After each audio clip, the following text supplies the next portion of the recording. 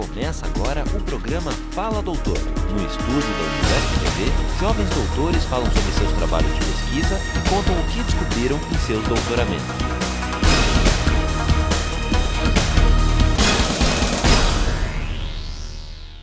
Megd, o título da sua tese é Mobilidades Culturais e Alteridades em Relato de um Certo Oriente e sua pré-tradução árabe. O que você estudou exatamente no seu doutorado? Eu tentei colocar no meu doutorado dois saberes em diálogo e duas culturas em diálogo. Então, os dois saberes são a literatura comparada, os estudos comparados, na perspectiva do professor Benjamin Abdallah Jr. e os estudos da tradução, entendendo aqui a tradução como um processo cultural ou transcultural para sair da crise. Então você troca experiências de um lugar para outro, de uma cultura para outra, para conseguir maior liberdade e maior libertação. E procurei trazer para o espaço crítico uspiano duas vozes que muitas vezes são invisíveis no espaço uspiano, que é a voz árabe, libanesa árabe, e que muitas vezes é vista como popularmente como comerciante, como a figura do turco, não?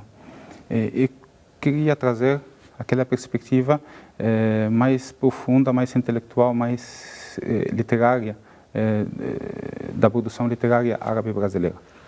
E a segunda voz que eu vi é a voz amazonense, a voz de Manaus, muitas vezes também pouco visível no espaço literário uspiano. Então, queria colocar esses dois saberes, estas duas vozes em diálogo. Você escolhe para isso, como representando Manaus e como representando, com as origens árabes, o Milton Ratum, o escritor autor de Relato de um Certo Oriente. A ideia partiu pelas características dele e você percebeu essa possibilidade de diálogo, ou você, já partindo da ideia de colocar em diálogo esses dois saberes, encontrou no Milton Ratum essa possibilidade? A ideia partiu de uma disciplina que estava fazendo com o professor Benjamin Abdallah Jr., meu orientador. Eu venho ao Brasil, quando vim para o Brasil, eu vim como aquele projeto de tentar aprofundar-me na literatura brasileira, estudar bem a língua portuguesa, porque no meu contexto de origem, no Egito e nos países árabes, ainda não temos estudos brasileiros, estudos de língua portuguesa, de literaturas de língua portuguesa, no contexto acadêmico. Então, vim com este projeto, nas aulas comecei a ler muito romances brasileiros contemporâneos. E aí me chamou a atenção Milton Ratum, justamente porque coloca todo o tempo em diálogo esses saberes que eu sempre parto do meu ofício acadêmico, de colocar em diálogo as disciplinas e sempre colocar em diálogo as culturas, que muitas vezes acho que nós como acadêmicos, como fala a professora Heloísa Baque de Holanda, temos que ter começar a ter um olhar radical, radical no diálogo, radical em romper com estas fronteiras estabelecidas pelo sistema entre as disciplinas, essas fronteiras rígidas, não? E começar a flutuar essas disciplinas e começar a colocar em diálogo. Para que a gente possa acompanhar o teu trabalho, queria falar um pouco do Milton Ratum, que você falasse dele. É um escritor, como você adiantou, nascido em Manaus, hoje estabelecido em São Paulo, e um escritor que tem, especialmente em sua temática, a questão árabe, por ser ele mesmo descendente de libanês, é isso? Me chamou muito a atenção Milton Ratum.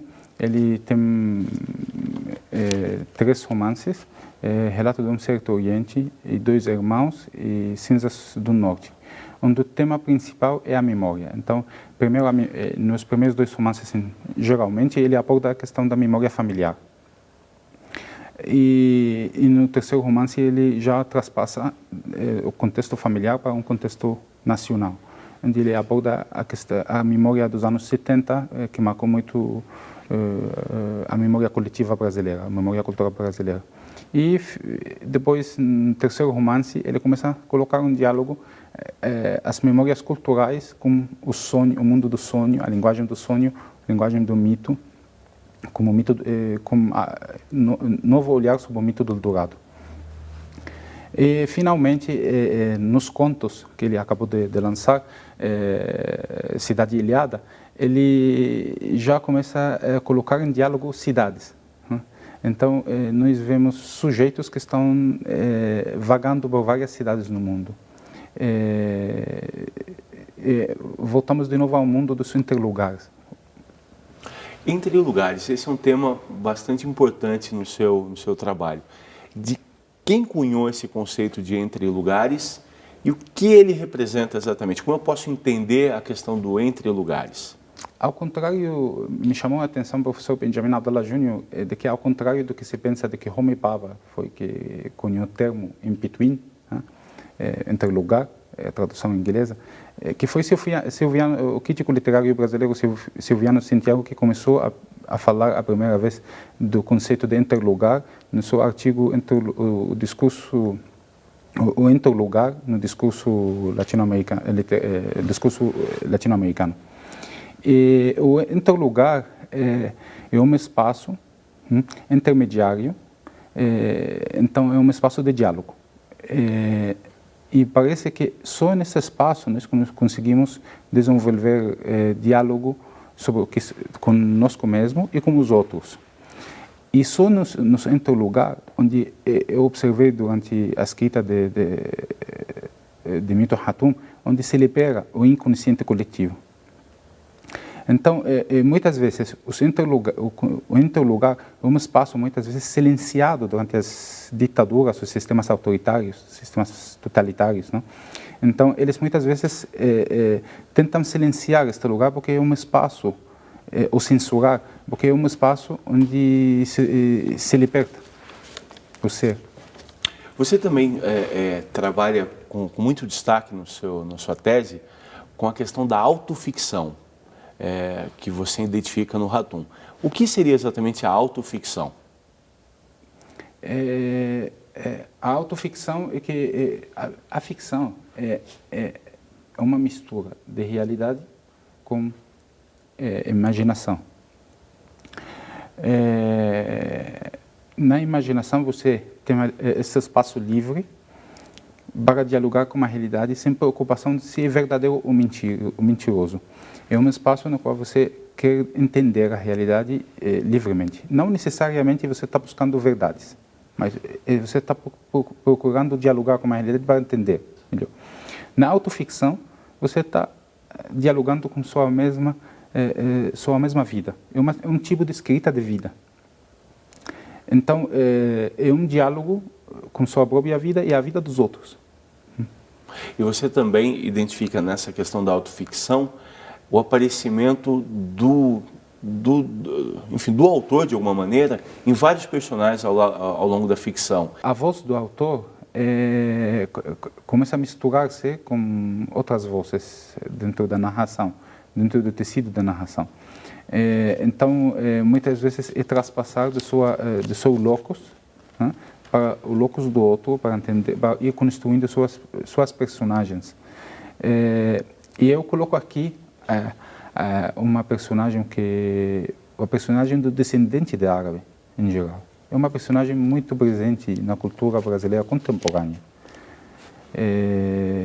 que se destaca muito em diferentes esferas da vida política brasileira, vida social, cultural. Mas eu procurei aproximar um pouco do espaço psicológico e cultural deste sujeito descendente. Então eu observei de que o descendente ele vive no limbo de dois mundos, o mundo árabe e o mundo brasileiro. E ele sempre tem como eu observei, a figura do Hakim no relato do Certo Oriente, que eu acho que é uma grande personagem, né? Que dialogando com muitos descendentes de árabes aqui, eles se acham neste personagem.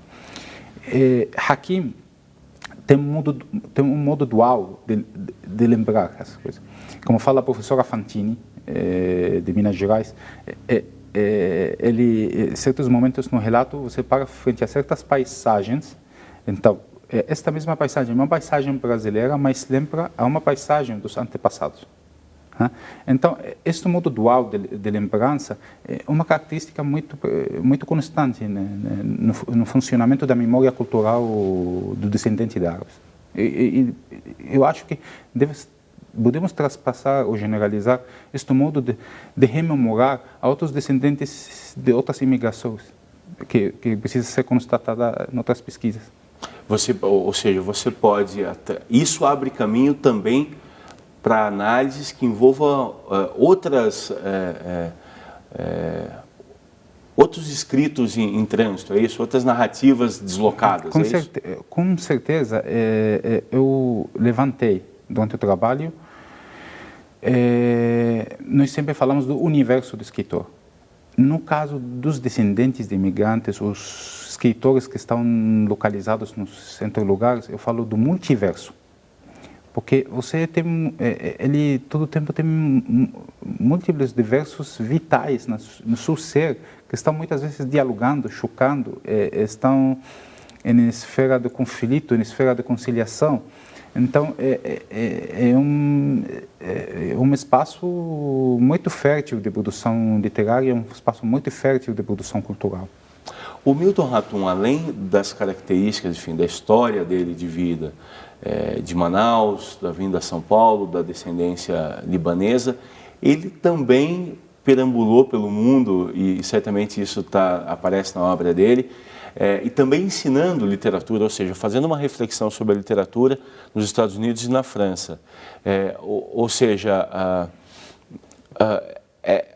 o Ratum faz uma reflexão sobre isso, isso não aparece só na obra ficcional dele, mas também nas reflexões que ele faz academicamente, nas colunas, enfim, no trabalho dele, para além da ficção, é isso? A preocupação da Ratum não é simplesmente étnica. Este conceito cunhado na Academia Americana da Literatura Étnica, é um conceito bem criticado pelo mesmo Ratum.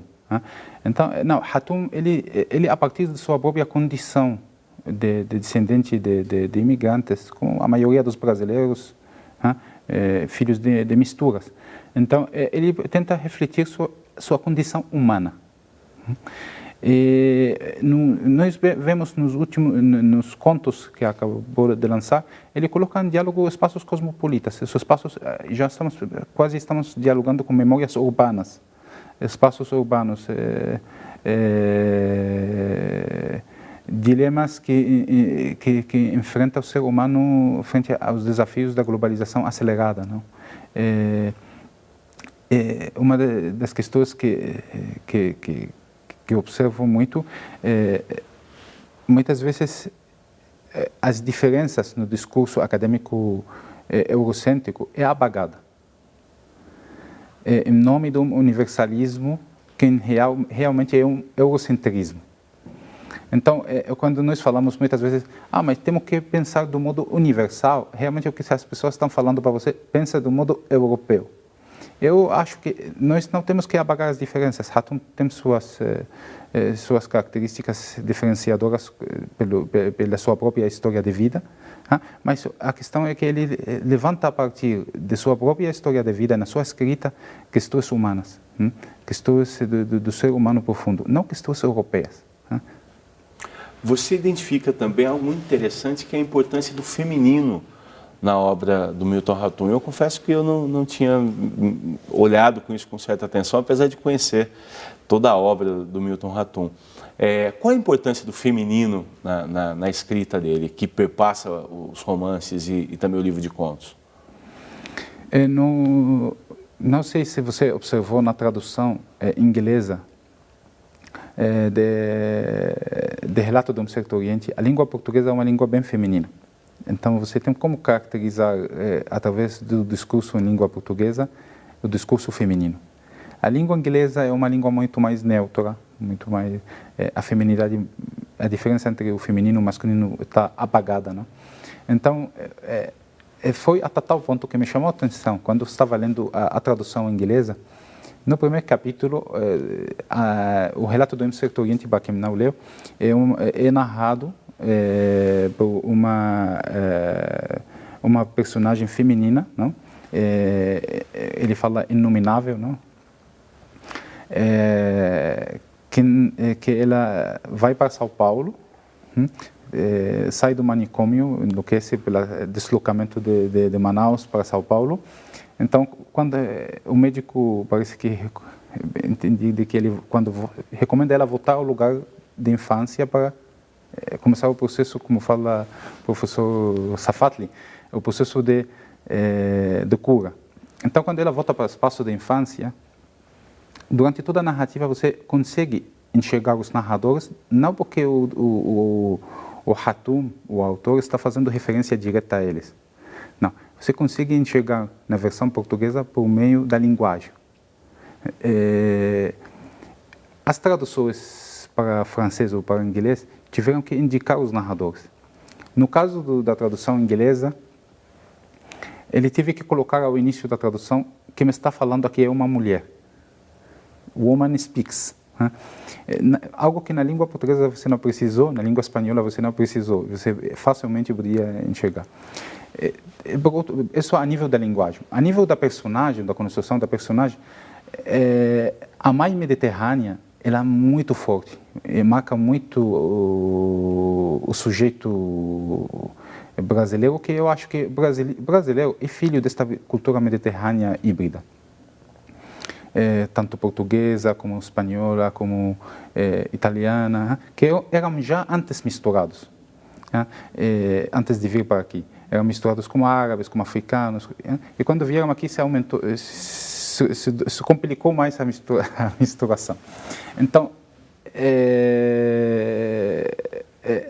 a mãe mediterrânea tem uma personalidade muito forte. Emily, no relato do Hemisfério Oriente, uma figura que é muito marcante, uma personagem muito marcante no relato.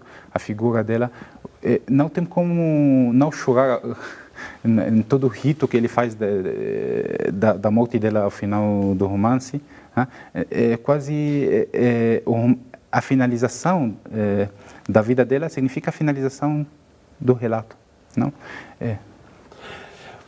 Uma coisa importante está logo no título da sua tese, e na verdade logo no título também do livro que conduz a sua tese, é relato de um certo Oriente. Tanto o artigo quanto o advérbio indefinidos, isso faz toda a diferença, e a pergunta vai além disso.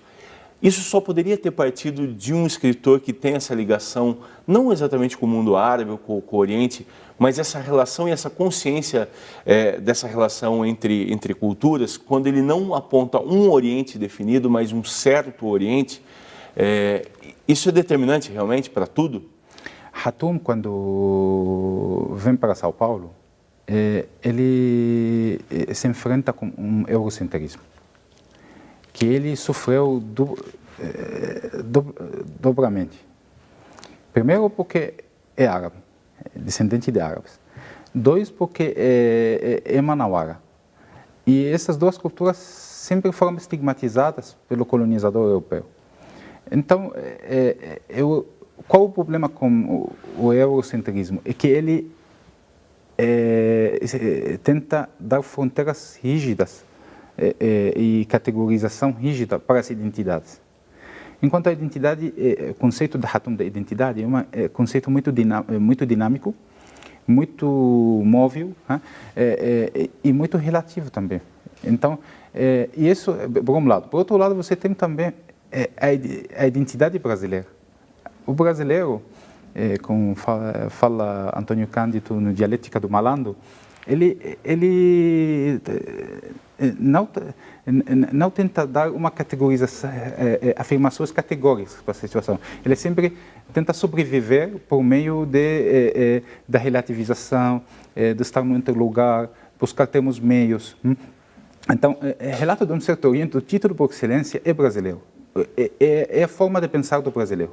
E não a forma europeia de pensar, que é categórica, anglo-saxônica, que no sentido dar fronteiras muito rígidas para as situações.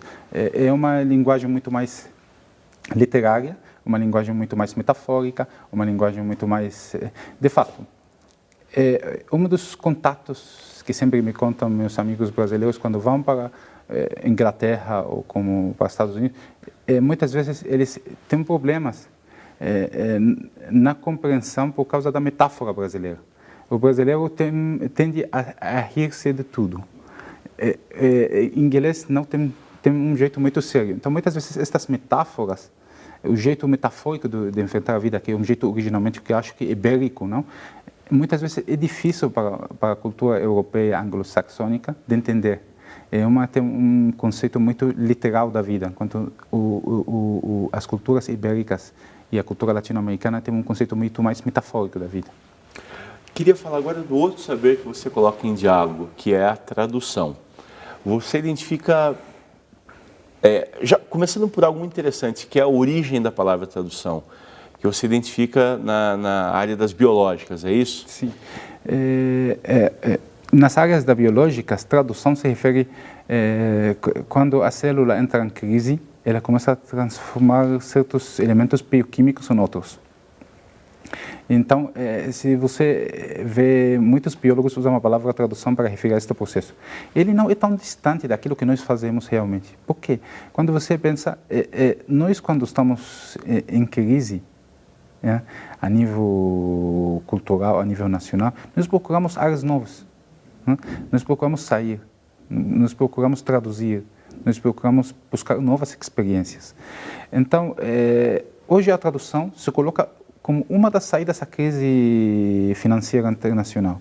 Por quê? Porque novas experiências estão sendo elaboradas em diferentes partes da Terra, mas não estão sendo vistas por causa deste modo de pensar de que tudo está solucionado na Europa e nos Estados Unidos, enquanto há novas experiências que estão sendo produzidas em outros espaços. Brasil, países árabes, eu enxergo que eles os que mais precisam traduzir entre si. Isso pelo Unesco está falando isso, porque não temos muitas traduções entre nossos mundos. Agora, a tradução entre nossos mundos não é simplesmente um luxo cultural. Não, é uma necessidade urgente para a nossa libertação, para entendermos melhor e encontrar soluções novas à crise atual. Ou seja, o ato de traduzir, pensando numa tradução, por exemplo, o Milton Ratum foi traduzido para o árabe pela professora Safra Jubran, por exemplo. Esse ato não se encerra na simples passagem de um idioma para o outro. Isso acaba ganhando dimensões muito mais amplas, é isso? A tradução é uma tradução, tem que colocar o tradutor tem que assumir radicalmente sua função, seu ofício. Hoje, o tradutor tem que participar ativamente, né, no intercâmbio de experiências de um local para outro, buscando libertação e soluções para os problemas culturais, sociais e políticos que estamos vivendo no momento. Então, por isso, eu volto de novo ao que falava a professora Heloísa Buarque de Holanda, temos que assumir nosso trabalho radicalmente. Queria te perguntar como você viu parar no Brasil. Como foi isso? Ainda no Egito, você fez a sua formação no Egito, é isso? Lá você já tinha um interesse específico sobre o Brasil, conhecia a literatura brasileira? Como que se deu isso? Fora do Brasil, nos países árabes, o Brasil é localizado imaginariamente, não? No espaço latino-americano. Os países árabes temos muita simpatia por América Latina. Os jovens árabes têm muita simpatia por o Brasil. Mas sempre dialogávamos, eu e meus colegas na universidades egípcias, mas onde podemos estudar literatura brasileira? Não temos espaço para estudar língua portuguesa, E aqui aproveito para agradecer a Itamaraty, não? Porque se eu estou aqui, eu estou graças a Itamaraty, Ministério de Relações Exteriores do Brasil, que me incentivou para fazer este trabalho. Eu terminei minha graduação, comecei a trabalhar no Ministério da Cultura do Egito, viajei para a Colômbia para fazer meu mestrado, podia viajar para a Espanha, mas eu queria ter mais vínculo com a América Latina. Aí na Colômbia cheguei o dia 13 e 12 de fevereiro de 2002, dia 14 e 15, não me lembro exatamente, a memória é traidora, mas o terceiro, quarto dia liguei para a Casa de Cultura do Brasil na Colômbia, Ibraco, e pedi fazer os cursos. Efetivamente fiz todos os cursos que eles têm, e aí comecei a tentar fazer no meu trabalho de mestrado, trabalhar sobre os problemas que enfrenta o hispano-americano na aprendizagem da língua portuguesa. Por quê? Porque eu estudei língua espanhola no Egito, quando fui parar na Colômbia para estudar língua portuguesa, porque o Brasil exige um certificado oficial para que você venha aqui estudar, que é CELPE-BRAS. Eu não conseguia fazer o certificado lá, porque não temos espaço para estudar língua portuguesa. Aí terminei estando na Casa de Cultura do Brasil, na Colômbia, estudando. Os colombianos foram muito abertos, assumiram o projeto e comecei a trabalhar sobre os problemas que enfrentam o hispano-americano, que era o meu maior problema, a interferência do espanhol na minha aprendizagem da língua portuguesa. Fiz o CELPE-BRAS, tive que entrar 3 vezes na prova do CELPE-BRAS, até que virei a piada da Casa de Cultura do Brasil lá, e até que entendi que o meu problema não era linguístico, meu problema era a organização do discurso, a organização do texto, e que a forma como nós organizamos o texto em língua árabe é diferente de língua espanhola, de língua portuguesa, para a mesma função social. E como a abordagem da prova oficial do Brasil é uma abordagem mais discursiva, mais textual, então muitas vezes te dá uma tarefa numa situação real e você tem que escrever a partir desta tarefa. Mas o jeito como você organiza o discurso dificultava para o brasileiro entender, o avaliador. Aí consegui superar na 4ª vez, como intermediário superior, né? E foi uma alegria total, porque foi uma conquista depois de muitos anos. Defendi meu mestrado sobre, como falei para você, sobre este tema, o tema da interferência do espanhol em língua portuguesa. Voltei para o Egito. No Egito comecei um doutorado sobre as áreas, a área da história da tradução de literatura latino-americana no Egito. Defendi esse doutorado em 2011 e assumi o projeto de vir para o Brasil para dedicar-me à literatura brasileira, que para mim é uma missão, porque tem não simplesmente terminar, mas como estou com a carga de consciência de que tem que haver árabes formados em literatura brasileira e língua portuguesa. Pai, muito obrigado pela entrevista. Muito obrigado a você, Ricardo. Termina agora o programa Fala Doutor, produção da Univesp TV, canal da Universidade Virtual do Estado de São Paulo.